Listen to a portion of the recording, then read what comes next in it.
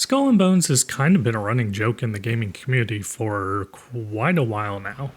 I mean, it was initially revealed all the way back at E3 of 2017, and here we are about to roll into 2024. It has spawned many YouTube videos and articles discussing its turmoil and claiming it's just going to be a giant failure at launch. And while I don't really blame people for thinking it'll just be a flop, after playing the full 6 hours allowed of it this weekend, I'm just not so sure that's going to be the case. I did have a whole thing written up about how many times this game was delayed and changes it's going through, but I decided to cut it for the sake of time, because it was a lot.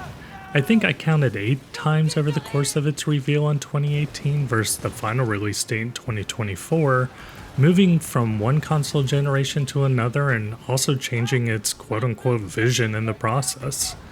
But that was then, and this is now, so let's talk about the game we do have. It starts you off on a pirate ship basically doing its pirate-like things, sinking ships and looting them, when suddenly the British fleet falls upon them. The battle ends up being too much for said pirates, and you end up waking up on a beach next to the ship crashed on the rocks. This is where you then create your character, and you're picked up by a couple of other survivors on a little dhow that ends up being your initial boat. It's not long after that you begin the cycle of quests the game has to offer as you push your way into pirate infamy. I will say this right away, this game is gorgeous. So if you were concerned at all about this being developed for prior consoles before moving to the current ones on a visual aspect, rest assured there is no reason to be.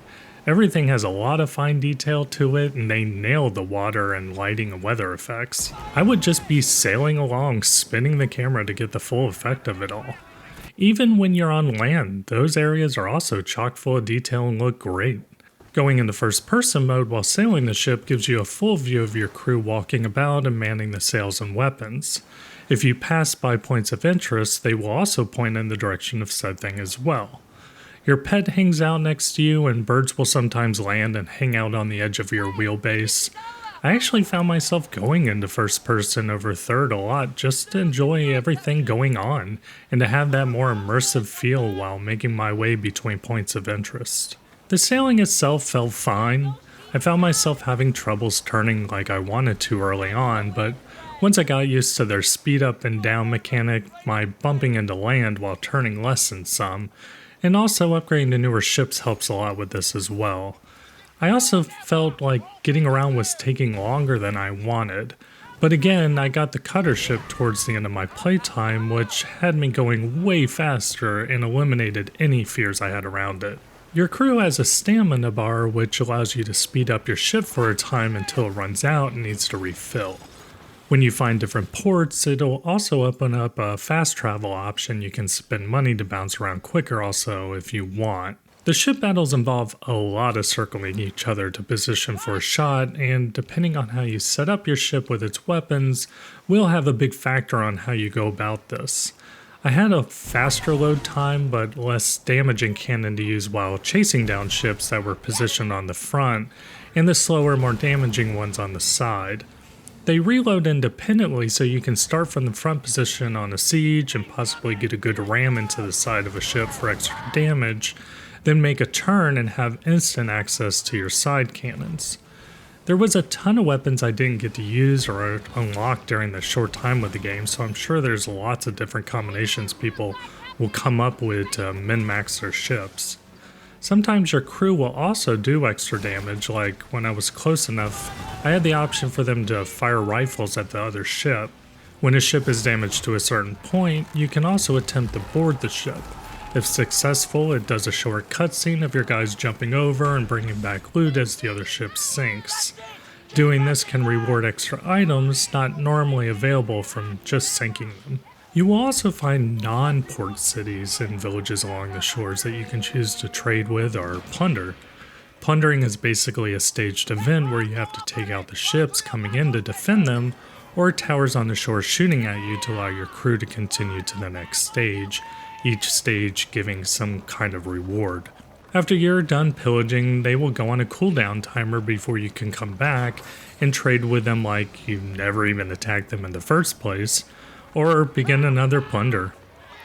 If things do not go your way and you do sink, you leave your loot behind and, like a Souls game, you have to retrieve it without dying again or it's lost. It seems other players can also grab your loot before you as well, but I'm not sure if it tells you that this happened or not to stop you from making a pointless trip back. You can choose to respawn near where you died though for money, which helps, or you can just respawn back at the port. I can go on about other things like the bounty board, the request board, a sea monster that actually took me out in like one hit, but let's move on to life outside of the boat. So when not on the seas, you run around ports in third person mode. They all again look quite nice, my only complaint being that the movement feels just a little bit wonky. Almost like moving in an Assassin's Creed game, which makes sense because this is Ubisoft and its roots are from Black Flag, but there is really no reason for it here as you're just running to a quest person, vendor, or storage. There is a benefit to actually looking around though, since you will find people who can be bribed for clues and random items to loot or lore items. While there is a lot of things to spend your hard-earned cash on in the game, there is a huge emphasis on crafting. You even start off your adventure getting tools like a pickaxe, saw, and sickle like you're about to do some high seas Stardew Valley or Story of Seasons farming, and like you would expect, each of these also have upgrades to them to be able to pull from even higher level resources. You also need to learn the recipes for everything you want to make, either by buying them or getting them from other means, which, from what I could tell, they would give you some clues around how to go about getting that. You can craft your ships, weapons, ammo, health items, cook food for your crew, all requiring different ingredients you have to hunt down, but one nice thing is that you can pin whatever you're trying to craft and all the places you need to get said ingredients will mark on your map. This doesn't take away from the need to go about getting them all, but this is a survival game at the end of the day, so you should expect that you're going to be doing a lot of potential tedious resource gathering. You will also need to refine some items through the town refiner, which I talked to, but I didn't have the chance to use during my time during the closed beta. Of course, you see other players in these areas as well, so it is a good time to show off your favorite pirate attire, which these seems to be quite a bit of for anyone looking to fashion themselves to the top of the pirate food chain. While you're at port, you also have the option to customize your different ships you own.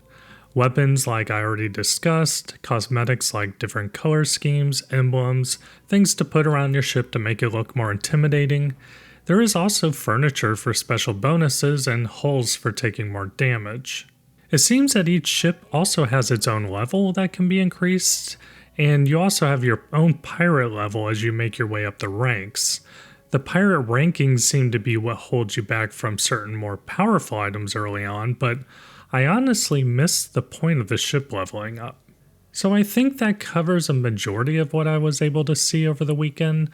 So with all that said, how did I enjoy my time with Skull and Bones? Well, it had its highs and lows, but overall I think I really liked it. It's actually been on my mind a lot since my 6-hour time ended, and I barely even thought about it before this weekend. And I'm pretty excited to get back into it. Of course, how much of the game has to offer, or how engrossing the game loop continues to be as it's currently presented in the short time spent with it, is really anyone's guess, but as it stands now, unless something really bad comes out of the reviews before launch, I do personally plan to pick it up and play it when it releases. So did you have a chance to play over the closed beta weekend? What did you think of Skull and Bones so far? Let me know in the comments, and as always, thanks for watching, and please look forward to more videos from Switchover in the future.